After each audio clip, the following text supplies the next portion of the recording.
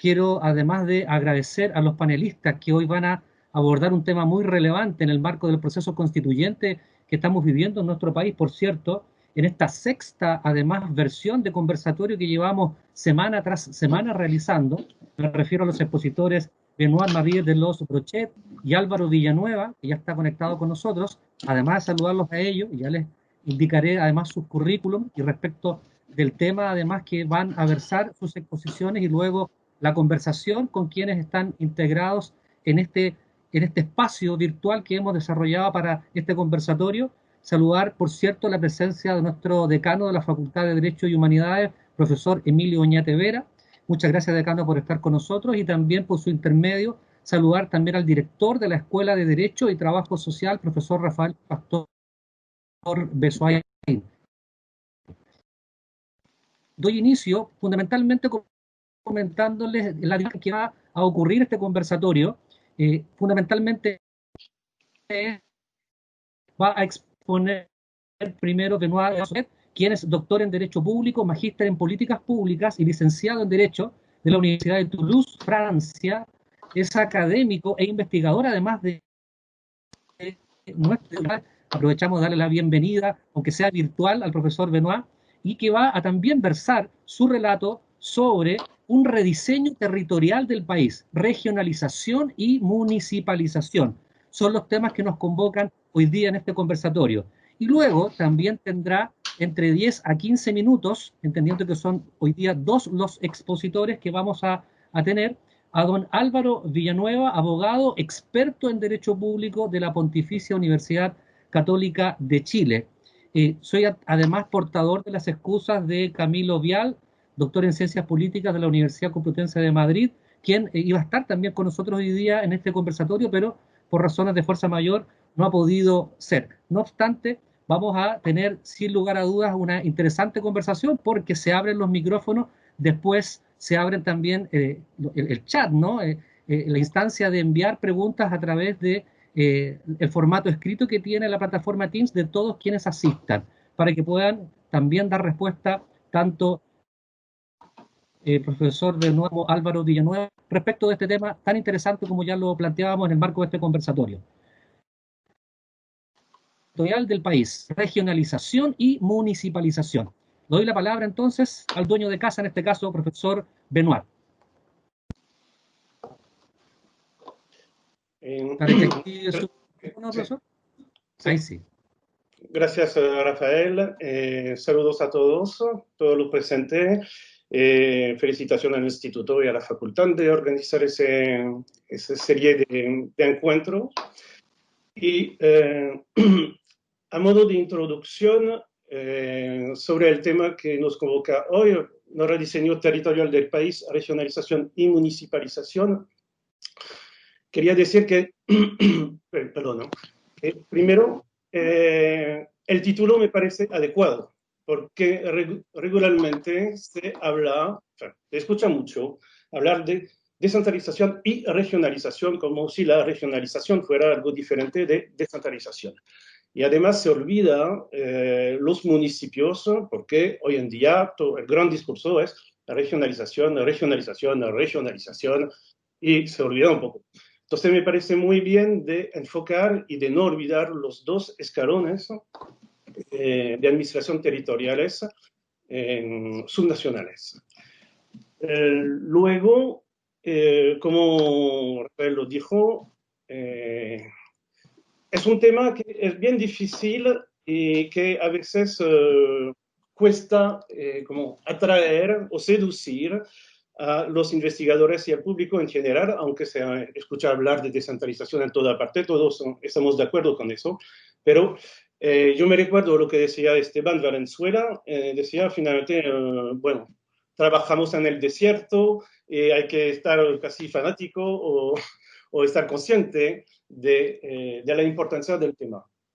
Y importancia del tema, yo como profesor de Derecho Público recogeré las palabras de Charles Eisenman, uno de los grandes juristas de Derecho Público francés, que decía que finalmente la forma de Estado es uno de los 2 o 3 problemas fundamentales del derecho público.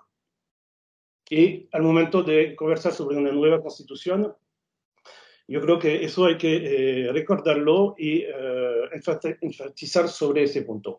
Porque finalmente la forma de Estado tiene que ver con la autonomía de las regiones y los municipios, y entonces de la participación ciudadana, de la toma de poder, pero también tiene que ver con el problema de la repartición y el ejercicio de las normas, de su ámbito de validez, bueno, etc. Eso, primera parte de introducción. Ahora, quiero destacar que parece que ha pasado un poco inadvertido, justamente, pero en los 2 últimos meses se publicaron 2 reglamentos fundamentales en cuanto a la regionalización del país, que es el reglamento que fija las condiciones, plazos y demás materias sobre el procedimiento de transferencia de competencia del gobierno central a las regiones, y el reglamento que tiene que ver con las áreas metropolitanas. Quiero también decir que el Ejecutivo ha enviado el 6 de octubre el 6 de octubre 2 proyectos de ley, uno para implementar adecuadamente el proceso de descentralización del país, es decir, finalmente corregir un poco las fallas que se 34, y ingresó otro proyecto que pretende establecer ley de rentas regionales. Ahora, ¿en qué medida se inscribe en el proceso de descentralización y de rediseño territorial principalmente esas 2 leyes 21073 y 2174? Yo propongo, fíjate, abordar 2 puntos. Primero, un diagnóstico, y si se habla de rediseño, en una segunda parte, hacer algunas propuestas. En cuanto al diagnóstico, voy a presentar 2 puntos. Finalmente, un diagnóstico sobre la descentralización regional y un diagnóstico sobre el estado de los municipios. En lo que tiene que ver con la descentralización regional, primero, creo que justamente la elección primaria de las primarias de los gobernadores regionales nos mostró una situación catastrófica. Es bien grave. Esperemos que sea de otra característica, que habrá más votante en abril próximo. Luego, yo creo que hay que destacar una poca voluntad del gobierno actual de implementar la ley 20074, en el sentido que el reglamento que detalla el procedimiento de transferencia de competencia se demoró 594 días a ser publicado después de su promulgación, es decir, casi 2 años. En cuanto a las áreas, el reglamento sobre las áreas metropolitanas, tuvimos que esperar 266 días, casi 1 año. Entonces, yo no sé, o se bloqueó en la Contraloría o estaba mal redactado. Bueno, hay un problema realmente. Si cada uno, cada parte dice, sí, vamos a implementar descentralización, pero que se demore tanto, es un poco decepcionante.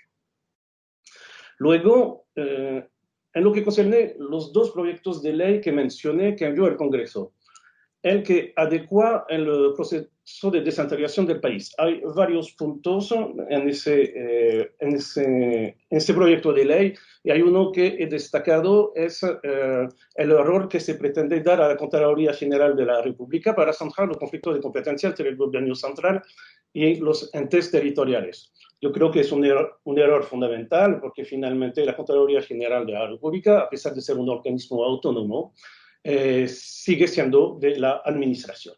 Y incluso, como lo había dicho Rolando Pantoja, la Contraloría siempre tuvo una tendencia centralizadora. Y entonces, lo que habría que hacer es, eso adelantó un poco las propuestas, es de crear una verdadera jurisdicción administrativa, o al menos recursos, pero que los problemas se zanjen en sede jurisdiccional.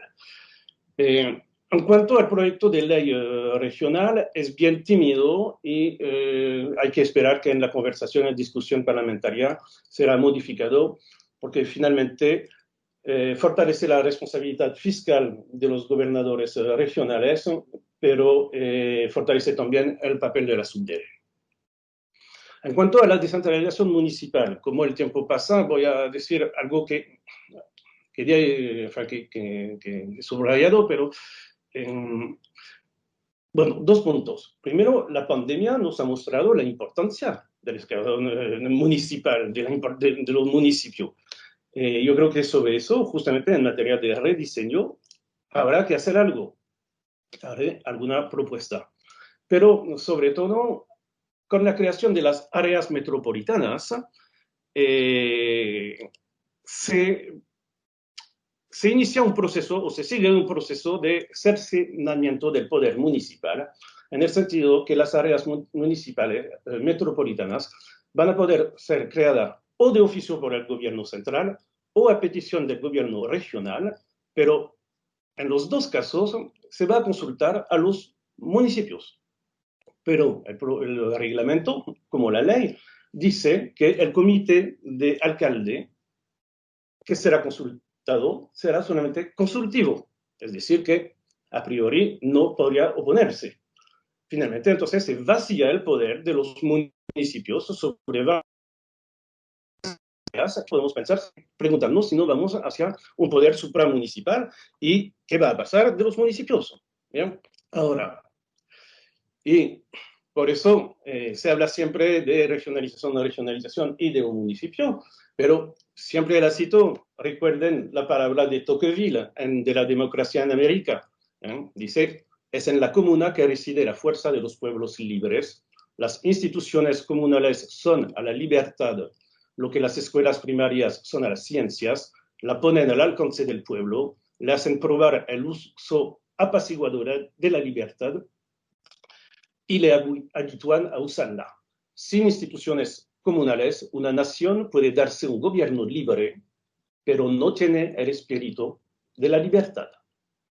¿Okay? Yo creo que esa frase es tan potente que se podría escribir en toda parte. Ahora paso a la propuesta, si tengo el tiempo. Disculpe, las propuestas son de dos órdenes.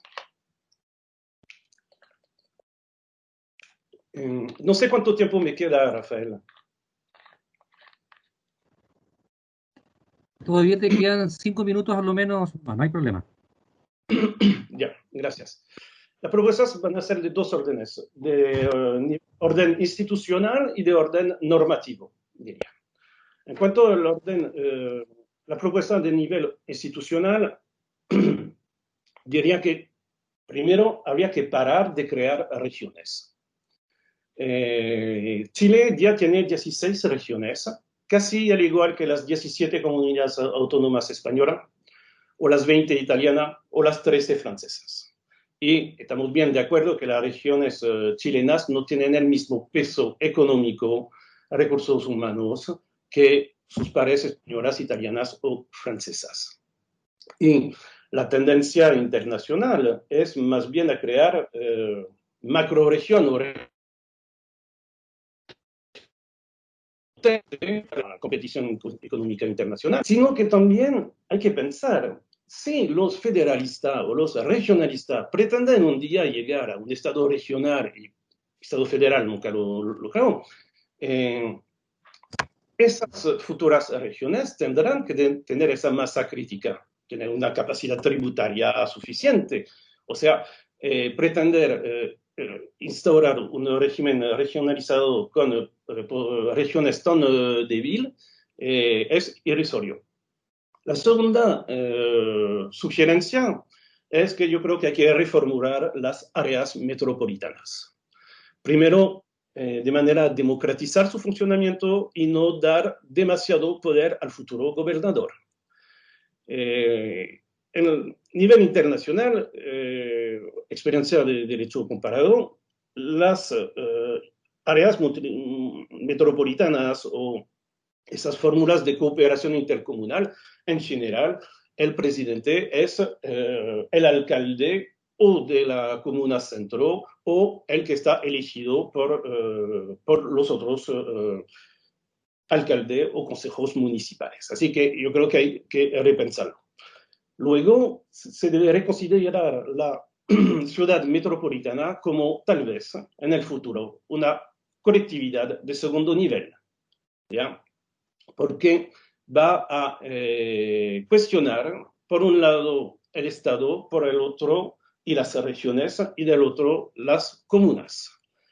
Y, como decía un autor italiano, el nacimiento de la ciudad metropolitana pone en evidencia un dato histórico.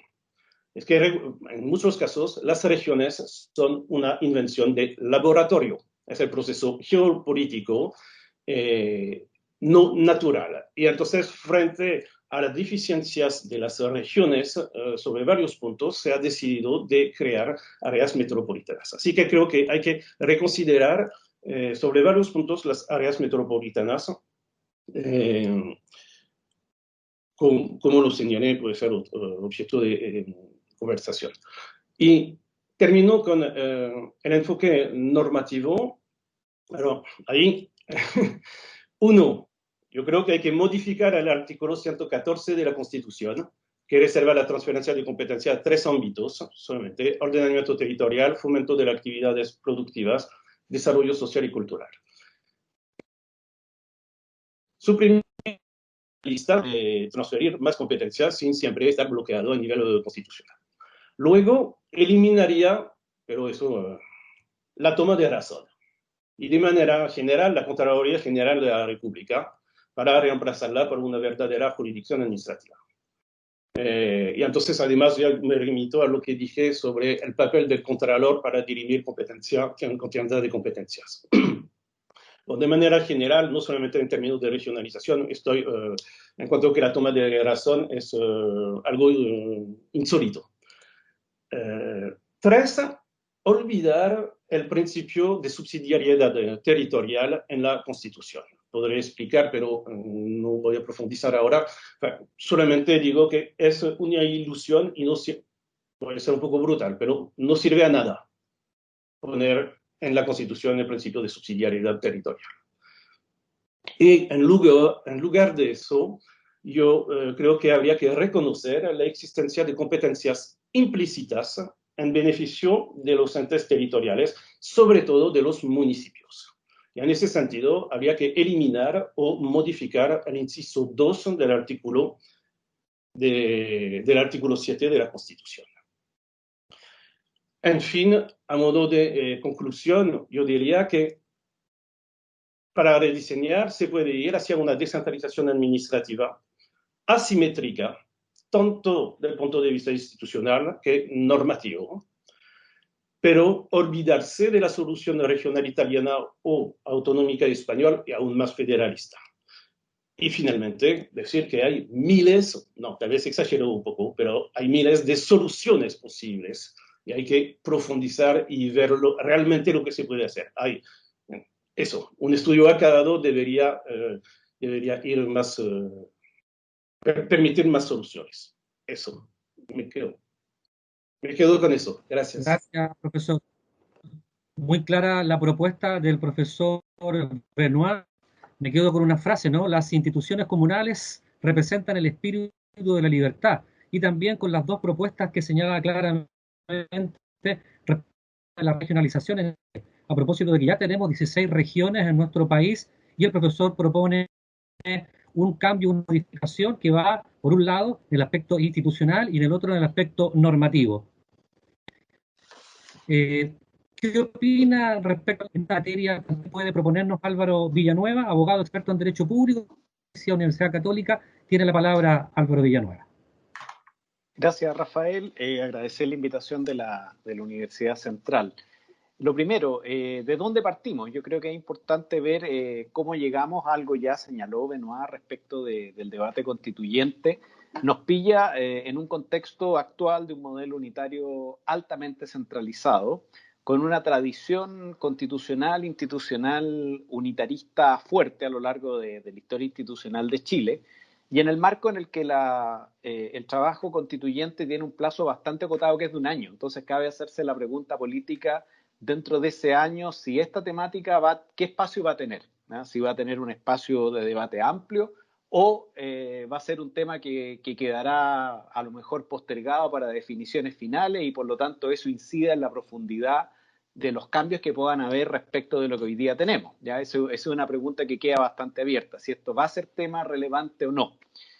En tercer lugar, un tercer elemento que también ya lo mencionó Benoit, dice relación con la atomización. Hoy día tenemos un territorio absolutamente atomizado con 16 regiones y 2 territorios especiales que aparentemente, como él decía, y yo coincido con Benoit, no se condicen con la magnitud de nuestro Estado.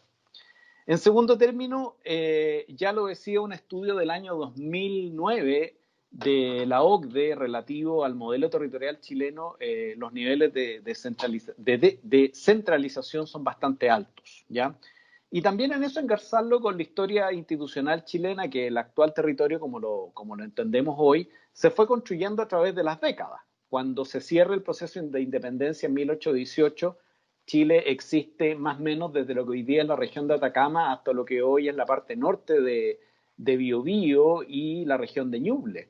El resto van a ser incorporaciones posteriores, como puede ser Arica, Parinacota, Antofagasta, Taripacá, posguerra del Pacífico, Isla de Pascua en 1888, Magallanes en 1843, Valdivia, Chiloé hacia 1826, etcétera. O sea, el territorio, su incorporación, Chile no nace con la actual configuración, sino que se va incorporando. No obstante ello, desde los orígenes de la vida republicana se va configurando un modelo unitario, entendiendo que el debate constituyente queda bastante abierto. Hay un peso de la historia, hay una tradición constituyente que apunta hacia un modelo de Estado unitario.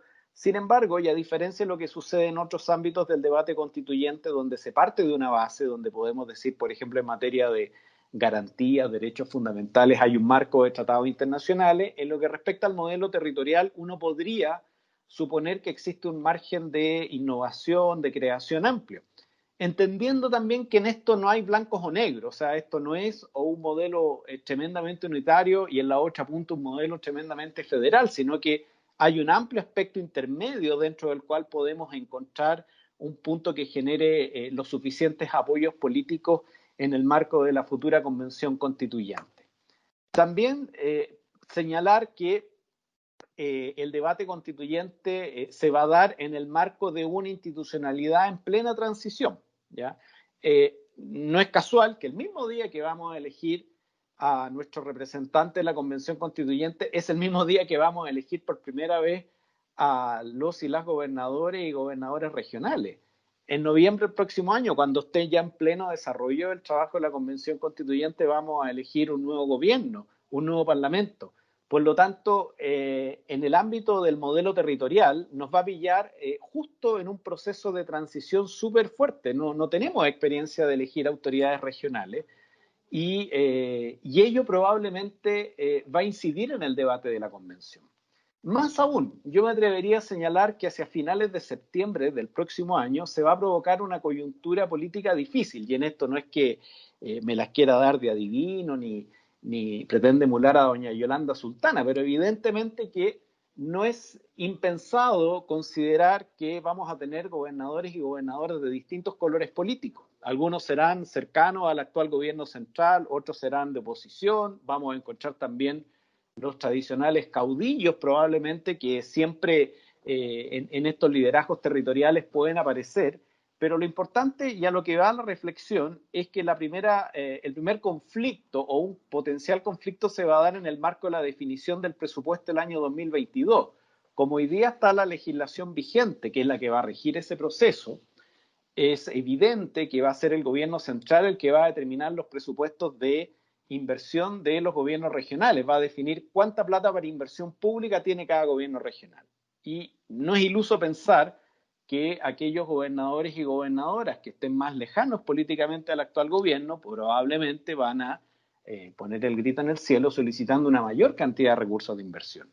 Más aún en el contexto que vamos a estar en la fase final del término del actual gobierno, lo que incluso podría motivar a que gobernadores elegidos, cercanos ideológicamente, políticamente a las actuales autoridades del nivel central, también se sumen a ese coro, ¿ya? Por lo tanto, la discusión presupuestaria próxima probablemente va a tener alguna repercusión en el debate de la Convención Constituyente, entendiendo que va a ser un debate específico sobre la discusión presupuestaria del año 2022, pero probablemente va a gatillar poner en el debate público lo que la Convención Constituyente está pensando respecto del modelo territorial. Otro aspecto importante también es que, y lo decía Benoit, y yo también lo tenía considerado, es que hay una serie de materias del actual modelo unitario, escasamente descentralizado, tendiente a una descentralización probablemente más moderada, que van a quedar a mitad de camino entre su implementación y el debate constitucional que se inicia a partir de abril próximo. Es el caso, por ejemplo, del mecanismo de traspaso de competencia, que finalmente al día de hoy uno podría decir, mire, no se ha implementado. Es el mecanismo de construcción de áreas metropolitanas y una serie de otras materias que si hoy día uno revisa la Constitución están reconocidas en su texto, pero o no tienen implementación legal o no se han materializado, como puede ser, por ejemplo, los estatutos de gobierno y administración de los territorios especiales, o como es, por ejemplo, el cómo las municipalidades fijan autónomamente las remuneraciones de sus trabajadores y trabajadoras. Hoy día las plantas sí las fijan, pero las remuneraciones las sigue determinando los órganos colegisladores. Lo mismo podemos decir aspectos locales como las consultas no vinculantes, que no obstante realizarse en el mundo municipal, no tienen una regulación legal que la sustente. Para ir acotando y cerrando, algunos elementos que creo que podrían ser importantes de considerar en el próximo debate constituyente, ideas. En primer lugar, no dejar de considerar que la Constitución es una norma de mínimos, por lo tanto, no necesariamente todos los debemos acotar. Cuando me refiero al modelo territorial, tendrán que quedar en ella los elementos básicos. En segundo lugar, la atomización. Y en esto coincido absolutamente con lo que decía el profesor Benoit, en el sentido de hoy día tenemos un modelo de 16 regiones, 2 territorios especiales y una serie de otras regiones, el Loa, Aconcagua, entre otras, Maipo, de organizaciones que piden ser región bajo la creencia de que el ser región va a contribuir a incrementar los niveles de desarrollo. Pero no es solo la atomización en el mundo regional, sino que también en el mundo local. Santiago tiene como región 54 comunas, ¿ya? Y vemos que hay problemas que son comunes, sobre todo a las comunas de la provincia de Santiago, más San Bernardo, más Puente Alto, y que evidentemente dan cuenta de la imperiosa necesidad de regular las áreas metropolitanas. Otro elemento a considerar en el debate constituyente es la autonomía de los gobiernos subnacionales. Va a terminar la vigencia de esta constitución con gobernadores y gobernadores regionales elegidos popularmente, lo cual sin duda genera espacios de autonomía política importante. Sin embargo, es evidente que al no existir una normativa robusta sobre ingresos de los gobiernos regionales o rentas regionales, esa autonomía queda un poco debilitada. Y esa autonomía evidentemente que va a generar en los primeros años, y que justo nos pilla, insisto, en medio del debate constituyente, una tensión entre el nivel regional y el nivel central. Otro elemento a tener presente en el debate es que el modelo territorial no necesariamente va de la mano, pero en algún momento se conecta con el régimen de gobierno. Sobre todo en la lógica de que se ha hablado mucho, por ejemplo, de un modelo unicameral, ¿ya? Y hay países de Latinoamérica que han transitado hacia ello. Sin embargo, creo que los modelos bicamerales logran que una de las dos ramas del Congreso represente los territorios en proporción a sus habitantes y otra representa los territorios subnacionales en igualdad. Hoy día lo que tenemos es un bicameralismo en que eso no está considerado, ¿cierto? Hoy día hay regiones que tienen 5 senadores y hay regiones que tan solo tienen 2. Entonces, efectivamente, ese punto que en general los modelos bicamerales lo resuelven de esa forma, en nuestro país no está resuelto. Entonces, independiente si se opta por un modelo presidencial o parlamentario, semipresidencial, creo que desde el punto de vista territorial el debate sobre cómo distribuimos el poder entre los territorios tiene que ir de la mano si apuntamos a un modelo uni o bicameral. A mí me parece que el bicameralismo tiene esa gracia, pero efectivamente para que haya bicameralismo tiene que haber, creo, una de las dos ramas tiene que representar a los distintos territorios. Un elemento también importante es que en toda la fase previa al debate constituyente se habla mucho de garantizar los derechos sociales. Y los derechos sociales, al fin y al cabo, significa que el Estado tiene que disponer de recursos para poder cumplir con esas obligaciones. Y cuando se habla también del debate constituyente, se dice, mire, cómo reducimos el poder del presidente versus el del Parlamento. Y uno de los elementos que se menciona siempre es el tema de la iniciativa exclusiva. Y en materia tributaria, si queremos apuntar a un modelo de un Estado más fuerte, de un Estado que satisfaga necesidades sociales de verdad y que garantice ciertos mínimos en materia de derechos sociales, vamos a requerir de un Estado más poderoso. Y la experiencia indica que la representación territorial tiende a buscar la forma de rebajar las cargas tributarias de los territorios, ¿ya? Entonces, el debate sobre iniciativa exclusiva en materia legislativa tributaria tiene que ir de la mano del modelo de desarrollo que finalmente vamos a aspirar, porque de lo contrario, todos vamos a tratar de buscar o que la riqueza quede en el territorio o que un territorio no pague más rentas que las que sus representantes estiman que son las convenientes, ¿ya? Entonces, en ese sentido, ese equilibrio de pesos y contrapesos tiene que quedar bien resuelto. También, y esto también lo señaló Benoit, todo lo que puede significar principios de convergencia y de solidaridad, a lo menos a nivel de principios de la Constitución, y mirar la experiencia de países vecinos. Perú innovó bastante en materia de gobiernos regionales con un déficit fiscal importante. También mirar la experiencia política argentina en materia federal, con lo que significa políticamente la experiencia del caudillismo. También experiencia de países europeos como Italia, ¿cierto? Que finalmente termina el año 2014 cuestionando la existencia a nivel provincial. Entonces, cuando se define el modelo territorial, vamos a crear un nivel entre lo que hoy día es comunal y hoy día es regional o no, ¿ya? En términos de qué es lo más relevante. Y finalmente, cómo aprovechar este debate constituyente para incrementar ciertos modelos de mayor participación, plebiscitos regionales que hoy día no hay, la financiación de los plebiscitos locales hoy día existen, pero como lo financia la propia municipalidad, muchas administraciones locales no tienen los recursos necesarios para hacerlo, incorporar también lo que es la revocación de mandato popular en el nivel local y en el nivel regional, y también entender que tenemos un territorio muy extenso, muy diverso, geográficamente, pero no tan diverso en lo cultural como puede ser la experiencia de países como Brasil, países como Perú, en que esa diversidad es bastante más amplia. También, si en el ámbito subnacional vamos a incorporar competencias normativas que hoy día tienen los consejos municipales, que hoy día tienen los CORE, si efectivamente las vamos a dotar o no, y qué mecanismos de control para ello vamos a establecer, ¿ya? Que yo creo que en eso también es importante la lógica de los pesos y contrapesos. Y para terminar, considerar un elemento importante a partir de la experiencia constituyente chilena más antigua, el voluntarismo. En la Constitución del 25 consideró las asambleas provinciales que nunca operaron. Al final de los finales, cierto, con la creación de los gobiernos regionales el año 91 se instalaron finalmente lo que el constituyente del 25 consideró como una asamblea provincial, lo que hoy día sería el Consejo Regional. Pero eso que se ve tan lejano no es tan distinto a lo que sucede hoy día. El mecanismo de traspaso de competencia está en la Constitución desde el año 2009 y a la fecha no está implementado. Los estatutos de gobierno y administración de los territorios especiales tienen 13 años desde que están en la Constitución sin un correlato en la ley. Entonces, lo declarativo no nos tiene que invadir y llenar la Constitución de deseos, de aspiraciones, y después finalmente no va a haber voluntad política para imponerlo. Y un último elemento también propositivo, la inserción de los territorios en un mundo globalizado. Hoy día, entendiendo que sea federal o unitario, la política exterior la conduce a nivel central, tenemos que aspirar a que los territorios subnacionales, sean 4 o 5 macroregiones o las 16 hoy día vigentes, puedan también insertarse en un mundo en que lo subnacional también tiene un espacio. Eso a modo de una primera presentación.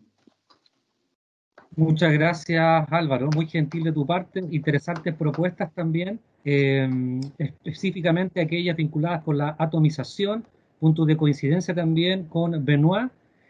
También lo que dice en relación con los gobernantes electos, la autonomía debilitada que tú mencionabas, el modelo territorial, a propósito de la bicameralidad que tenemos hoy día en nuestro Parlamento, en garantizar los derechos sociales, en fin, son una serie de propuestas que precisamente se van a enmarcar también en este próximo debate constituyente que nosotros de alguna u otra manera nos adelantamos a ese proceso a través de estos conversatorios soberanos y constitucionales de lo público a lo privado que organiza el Instituto de Investigación y Posgrado y la Escuela de Derecho y Trabajo Social de la Facultad de Derecho y Humanidades de la Universidad Central de Chile. En ese contexto estamos. Y lo que corresponde a continuación es que efectivamente, como es un conversatorio, se traduzca esto en las preguntas y respuestas que ustedes puedan dar a lo que consulte cada uno de los que están aquí presentes, académicos la mayoría, por lo que estoy viendo también, y algunos estudiantes, respecto de temas muy interesantes que ustedes han planteado, propuestas particularmente que han señalado en este debate constituyente. Al profesor Benoit, ¿qué sugerencias haría para favorecer la búsqueda de la igualdad en el desarrollo humano y económico entre las regiones? Esa es una primera pregunta que formula la profesora Andrea Durán. También luego le doy la palabra al profesor Rafael Pastor, director de nuestra escuela, que también quiere reformular una interrogante. Mientras tanto, le cedo la palabra al profesor Benoit para que pueda dar ese que favorezcan la búsqueda de la igualdad en el desarrollo humano y económico entre las regiones, desde su perspectiva. Gracias por la pregunta. Bueno, para favorecer la igualdad entre territorios, yo creo que justamente hay que modificar la ley de renta, pero como nos decía Álvaro, insisto sobre el concepto de solidaridad, yo digo solidaridad en vez de solidariedad, y hay varios mecanismos de solidaridad interterritorial. Se puede dejar libertades a los territorios para establecer convenio entre ellos, para compartir servicios personales y inversión. También hay todos los fondos de compensación, bueno, tipo fondo regional, fondo municipal, pero yo creo que se puede fortalecer, pero sería seguramente fijarse que al momento que las competencias se van a transferir a los gobiernos, cualquier transferencia debe ir acompañado del personal y de los recursos financieros. Así que creo que aquí debe haber una vigilancia extrema sobre las leyes de presupuesto anual y los fondos que se van a otorgar a las diferentes regiones por cada tipo de competencias transferidas. Eso yo creo que es el primer paso. Gracias, Benoit. No sé si Álvaro quiere complementar también esa respuesta. Sí, complementar solamente que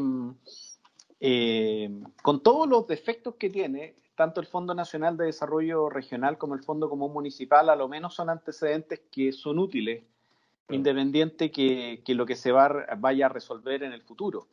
Pero para que efectivamente operen estos mecanismos, sobre todo en lo municipal, opera bajo una lógica de que los municipios tienen ingresos propios que van a estos fondos redistributivos, pero también hay un aporte al nivel central. Probablemente, si bien no podemos vaticinar cuál va a ser el modelo que va a resolver la futura convención constituyente, es evidente que en el mundo regional tienen que ver ingresos adicionales a los que hoy día existen, que son bastante pocos. Hoy día la inversión regional que decide el GORE son recursos del nivel central. Entonces eso obviamente le permite al nivel central decir, si tengo 100, 30 a una región, 15 a otro, 8 a otra, 5 a otra. Entonces esa definición, si se quiere, con libertad que tiene hoy día el nivel central, es la que probablemente se va a cuestionar. Entonces el tema es cómo lograr algo que efectivamente permita que no existan las fronteras interiores y que permita un desarrollo lo más armónico, que eso es evidente que nadie se va a negar a ello, y que las desigualdades al interior de los territorios sean las menos posibles, entendiendo que son procesos graduales y que los países más ricos también tienen esas diferencias, que no es solo un problema nuestro. Claro. Muchas gracias, Álvaro. Le damos la palabra a nuestro director de escuela, profesor Rafael Pastor Besoay, también, que quiere, evidentemente, participar con ustedes. Gracias, Rafael. Gracias, profesores. Muy buenas sus presentaciones. Miren, yo simplemente quería hacer la siguiente pregunta. Evidentemente, Chile es un estado unitario, no sabemos qué va a pasar, pero tenemos el ejemplo, bueno, de una unión de países como es la Unión Europea, ¿no? Con toda la diversidad y complejidad que eso implica. Y bueno, uno de los principios rectores de la Unión Europea es justamente el principio de subsidiariedad, pero es un principio distinto, ¿no? O sea, por lo menos se entiende de una forma distinta a la nuestra, en el sentido de que la Unión, digamos, o su aparataje, digamos, solo puede o debe intervenir cuando esa actuación, ¿verdad?, pueda ser considerada, digamos, más eficaz que la del Estado-Nación miembro. Y yo me pregunto, tiene, de acuerdo a la experiencia y lo que ocurrió en Europa, si bien me imagino que Chile va a mantener, se va a mantener como un Estado unitario, pero tal vez con un mayor grado de centralización regional, ese cambio al principio de subsidiariedad más, digamos, positivo, ¿les hace sentido o no mucho? Como quiere. Pregunta abierta, puede contestar cualquiera de los dos. Mira, voy a Benoit, adelante. No, Bueno, por favor. mira, creo que yo coincido con lo que dice Rafael. Yo creo que finalmente o sea, entendiendo que en esto nadie tiene la bola de cristal, pero la tradición indica que probablemente transitemos un Estado unitario mucho más descentralizado que el actual. Aparentemente, creo que hacia allá podría ir el debate. Y en ese marco, creo que la lógica subsidiaria europea veo difícil que se instale, porque eso significaría a escala nuestra que lo que hoy día hace el nivel central pase a ser desarrollado por los gobiernos regionales o lo que le suceda, ¿cierto? Entendiendo que en esto podemos tener cambios más profundos o a nivel municipal. Y eso porque yo creo que en lo declarativo no me cabe duda de que todo el mundo quiere descentralizar, pero al final de los finales, cuando llega la hora de tomar decisiones, esa voluntad queda un poquito postergada. Yo no me imagino un modelo subsidiario en que se establezca que solo a nivel central interviene en el ámbito o en un ámbito cuando el nivel regional no lo va a desarrollar o no dispone de los medios para hacerlo, lo que fuere. Yo creo que hay un ejemplo muy brutal, muy transversal en lo político, que es el proceso de la educación pública. Cuando la actual transición que vivimos, y que también nos pilla en medio del debate constituyente en el ámbito de la educación pública, es que de una educación pública, bien o mal, pero finalmente descentralizada en los municipios, atravesamos a una educación pública en servicios locales de educación que dependen finalmente del nivel central. Entonces, en un área público durante los últimos 10, 15 años con mucha fuerza, hemos visto cómo al final de los finales, y yo diría que nadie, no, sería muy brutal decir que nadie, pero pocos actores lloraron la pérdida de la descentralización de la educación pública. Uno puede criticar el proceso, cómo se hizo en la década del 80, uno puede decir que nunca se le inyectaron los recursos, pero la solución nunca fue cómo dotar de efectividad, de recursos a los municipios para administrar la educación pública o de promover un fortalecimiento municipal. Al final fue, mire, volvamos esto al nivel central, con todo lo que eso significa, ¿ya? Entonces, creo que a la pregunta que plantea Rafael, yo veo difícil que lleguemos a eso porque hay un centralismo cultural súper instalado y este ejemplo que doy es muy brutal, más allá de los defectos que haya tenido la implementación. Los alcaldes al final, no todos, pero un número importante, querían deshacerse de esto, no querían tener esta competencia, siendo tan sensible, tan importante. Y los propios líderes en materia de opinión pública, en materia de descentralización, tampoco visibilizaron lo contradictorio que podía ser la señal, ¿no? Por un lado se promovía, elegíamos gobernadores, ojalá luego, y gobernadoras, y por otro lado, pero mire, la educación pública se la sacamos a los municipios y la metemos de nuevo en el nivel central, con órganos distintos, servicios, pero al final del nivel central. Hay dos preguntas que quiero formular inmediatamente para ir avanzando también en el dinamismo de la conversación y para que también tengan cabida las personas que han estado conectados en este conversatorio. Max Raves pregunta, y la voy a direccionar esta pregunta a Benoit, ¿qué mecanismo de resolución de controversias entre el nivel central, regional y local proponen para este proceso de nueva constitución en este ámbito? ¿Qué mecanismo de resolución de controversia entre el nivel central, regional y local? Y al profesor Álvaro Villanueva le pregunta lo siguiente, Jorge Saavedra. Respecto de los mecanismos y sabiendo que algunas regiones generan menos recursos que otras, ¿sería viable consagrar en una nueva Carta Fundamental que las regiones con más recursos puedan compensar a las que generan menos sin perjudicar con esto la descentralización? Y además les quiero comentar que también vamos a dar la palabra una vez que ustedes contesten las dos preguntas en particular a nuestra directora de la carrera de Derecho en Santiago, Paula Tapia, que también les quiere formular una interrogante. Les dejo planteadas las preguntas. Benoit primero y Álvaro después. Gracias. Antes de hablar de la resolución de competencia, quisiera decir una palabra sobre la subsidiariedad, porque justamente yo dije que yo creo que es inútil o irrisorio, no inútil, pero ineficaz consagrarla en la Constitución. Y yo creo que hay que destacar dos aspectos.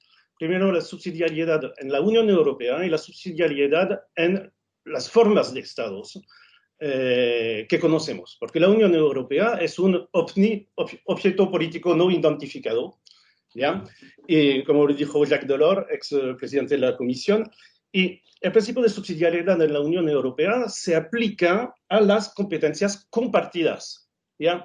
Es decir, que hay una repartición de competencias exclusivas compartidas entre los Estados y se aplica solamente a las compartidas. Entonces, es solamente una excepción particular del principio de subsidiariedad, con mecanismos súper precisos, posibilidad de oponerse, y el Estado tiene la posibilidad de oponerse. Ahora, en lo que concerne las otras formas de Estado, que sea unitario, federal o regional, en general, en muy pocas veces el principio de subsidiariedad está consagrado, ¿no? Yo diría que, por ejemplo, Alemania, Austria, Bélgica, Canadá, Estados Unidos, Suiza no mencionan el principio de subsidiariedad, ¿ya? España menciona el principio de supletoriedad, que es un poco diferente. La doctrina se peleó sobre eso para saber lo que era. Pero entonces, primero, muchos estados no la consideran. Y cuando ha sido considerado, o cuando la idea está considerada, finalmente la aplicación del principio de subsidiariedad tiene tendencia a favorecer el gobierno central. El gobierno central. Porque finalmente, ¿quién va a estimar que la colectividad inferior no tiene la capacidad de cumplir sus misiones? Va a ser el Estado superior. Incluso en los estados federales, la Corte Suprema o Tribunal Constitucionales han favorecido históricamente el gobierno central. Así que recordarse esa expresión, yo creo que está bien. El principio de subsidiariedad no es un principio de repartición o de ejercicio de las competencias, sino que es un principio dialéctico que explica el va y viene entre más centralismo y más descentralización. Es un principio dialéctico que permite justificar y explicar, pero técnicamente no sirve, yo creo. Es un poco bruto, podríamos entrar en detalle. Ahora, sobre la resolución de competencia, primero, como le dije, no la Contraloría General, es un órgano administrativo, no jurisdiccional. Entonces, de la misma manera, como dice Louis Lefeu en 1911, la única garantía de la descentralización son los recursos jurisdiccionales. Ahí creo que hay varias posibilidades. Se podría, por ejemplo, prever un recurso en beneficio de los entes territoriales, un vía de acceso al Tribunal Constitucional para contestar las leyes del legislador central. Entonces eso sería para resolver el conflicto entre los entes territoriales y el legislador. Ahora, también hay que prever conflictos de competencia entre el Ejecutivo y los entes territoriales. Es decir, a nivel no legislativo, sino a nivel de actos administrativos. Y ahí yo, bueno, como administrativista al origen, yo creo que un tribunal, una jurisdicción administrativa especializada en eso, una jurisdicción administrativa sería lo que ha dado un mejor resultado. Miren, en España, en Francia, en Italia, el Tribunal Constitucional en España, bueno, el Tribunal Constitucional y la Corte Suprema Administrativa entran justamente para centrar esos conflictos de competencia. Entonces, yo creo que es solamente una voluntad política. Eso. No sé si contesté a la pregunta de... No anoté su nombre. Muy claro. Gracias. Bueno, a la pregunta que hacía Jorge Saavedra sobre si era posible que regiones más ricas, donde quedaban recursos, pudieran aportar a regiones con menores de recursos, si podíamos generar mecanismos. En general, los principios de redistribución entre territorios es saludable que queden en una constitución porque permiten garantizar de que vamos a tener normas que van a hacer realidad eso. Y esto es súper importante porque hoy en día se viene instalando la necesidad o hay una cierta tendencia a decir, mire, que la riqueza minera quede en la región minera, que la riqueza pesquera quede en la región pesquera, que la riqueza forestal quede en el territorio forestal, lo cual parece razonable. Pero el problema es que si toda la riqueza de la gran minería en Chile quedara en Tarapacá, Antofagasta, Atacama, o toda la riqueza pesquera industrial quedara en la región de los lagos, por ejemplo, evidentemente que existiría una desigualdad aún peor de la que tenemos hoy día, ¿ya? Entonces, tenemos que lograr un justo equilibrio entre que las riquezas queden en los territorios, pero con buenos mecanismos de redistribución. Y por eso yo creo que si finalmente, y que no tiene que ver con lo territorial, pero finalmente se vincula igual, si aspiramos a un modelo de Estado, no sé si un Estado de bienestar, pero un Estado más presente en la garantización de derechos sociales, la gran diferencia con lo que sucede hoy día es que eso significa que el Estado tiene que disponer de más recursos, ¿ya? Y esos recursos los tiene que generar de alguna parte. Entonces, por eso es tan relevante el tema de cómo el Parlamento, entendiendo que finalmente en la mayoría, por no decir en la totalidad de las democracias, los tributos los fijan los parlamentos, cómo la perspectiva nacional o de la globalidad del Estado se hace presente, porque lo que vamos a encontrar hoy día es que van a haber parlamentarios que si tienen iniciativa van a promover la exención de sus territorios, la generación de zonas francas, exenciones para determinados colectivos que no paguen tributos, lo cual es lógico porque es lo que le va a pedir la ciudadanía. Pero finalmente, si aspiramos a ello, va a ser contradictorio con un Estado más robusto en lo social. Por eso es tan importante que quede resguardado este principio solidario. Y me cuelgo de lo que decía Benoit sobre los mecanismos de resolución de traspaso de competencias. Tan particular la situación de Chile que hasta el 2009 la asignación de competencias de los gobiernos regionales, funciones y atribuciones solo se definía por ley. Post-2009, en la Constitución, cosa que no tiene todavía un correlato práctico, recién la legislación lo mencionó Benoit inicialmente, tiene 500 y tantos días, tardó 500 días la implementación de la ley. Finalmente, hoy día tenemos un mecanismo en que es por decreto supremo. ¿Ya? Lo que antes participaban los 3 colegisladores, hoy día es por decreto supremo. Y los conflictos, cuando se debatió esto, el Parlamento dijo que lo resuelva el Senado. Entonces era como el círculo, era como cuando uno dice está discutiendo en redondo, o sea, volvíamos a donde mismo. Lo sacamos del Parlamento para que volviera a resolverlo el Parlamento. Por eso yo creo que o es un órgano jurisdiccional administrativo, como decía Benoit, o derechamente volver al sistema original en el cual es el Parlamento, pero que el Parlamento resuelva esto significa proyecto de ley, significa tiempo, y lo que se buscó con la reforma en 2009 es que fuera un poquito más ágil, cosa que finalmente no ha sucedido.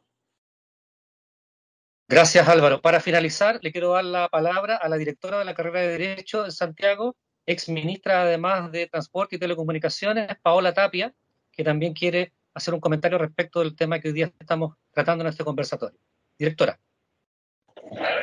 Muchas gracias, Rafael. La verdad es que quería saludar, principalmente agradecerle a Álvaro que nos haya acompañado esta tarde. Me tocó varias veces compartir temas laborales, temas de descentralización, y la verdad es que su conocimiento le da realce a este seminario junto con, evidentemente, Benoit, que además en términos futbolísticos es de nuestras recientes contrataciones, digamos, y que ha cumplido con creces con su proactividad, organizando actividades y además participando en las existentes, escribiendo columnas, así que no me cabe la menor duda que en nuestro Instituto de Investigación va a jugar un rol también muy esencial. Así que gracias a ambos.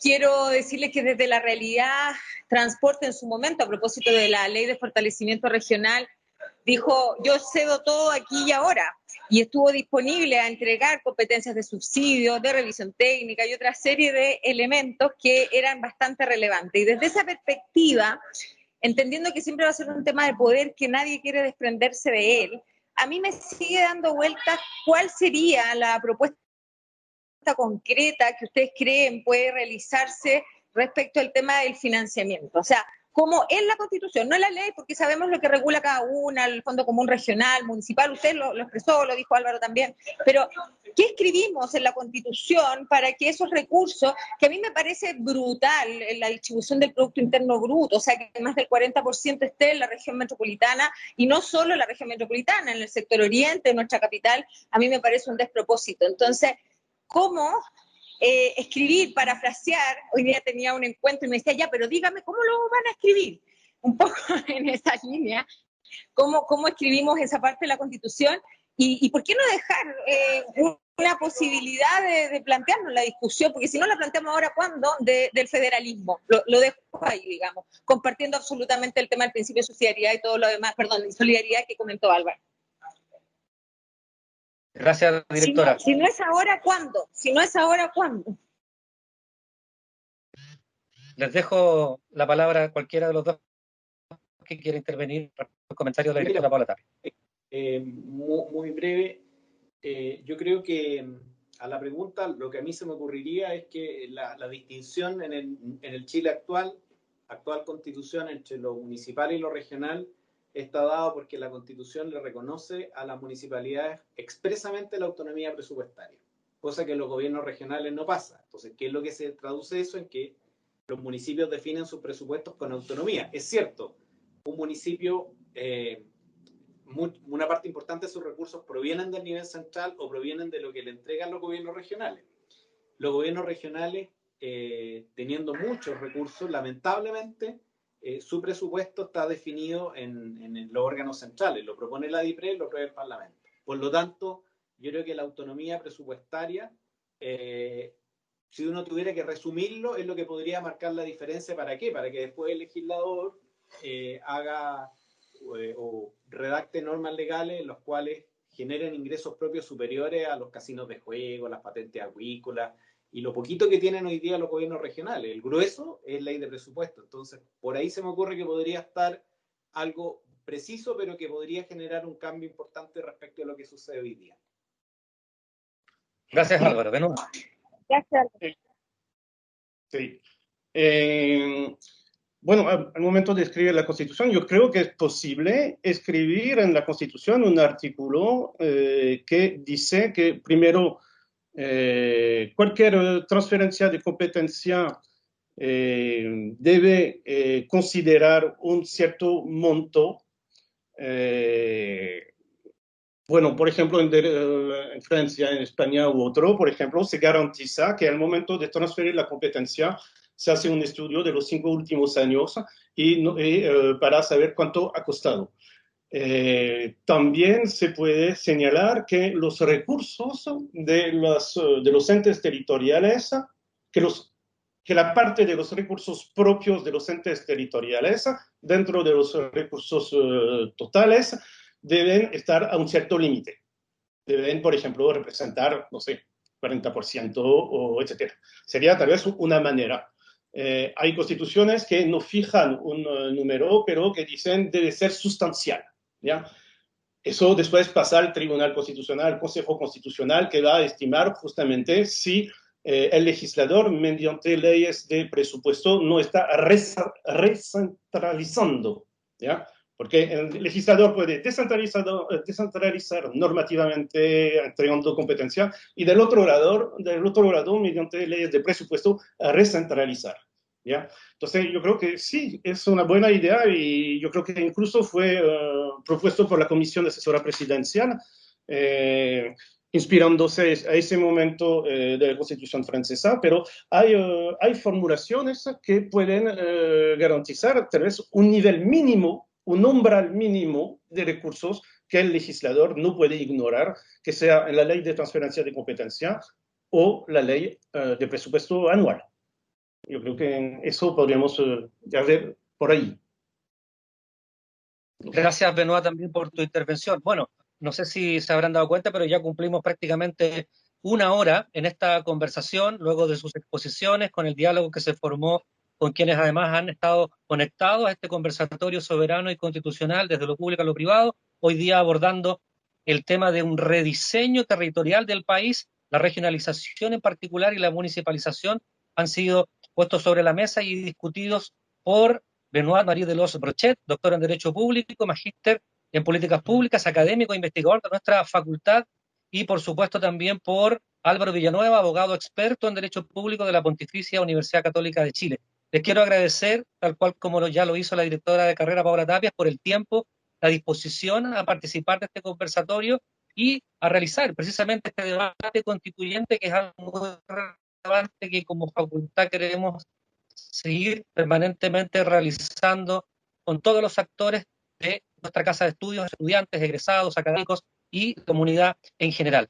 Muchas gracias a todos y todas, y en particular a Álvaro y a Benoit por su participación, y esperamos verlo en una próxima instancia de este conversatorio soberano y constitucional organizado por el Instituto de Investigación y Posgrado y la Escuela de Derecho y Trabajo Social. Además, si pueden, no se olviden, hay un link respecto de una encuesta que realizamos en cada una de estas actividades que le invitamos a contestar para así tener retroalimentación respecto del tema y de nuestros invitados. Muchísimas gracias, Álvaro, gracias, Benoit, a todos y todas que están conectados también, que tengan buena tarde. Gracias. Muchas gracias, profesores. Gracias. Muchas gracias. Gracias. Estén bien.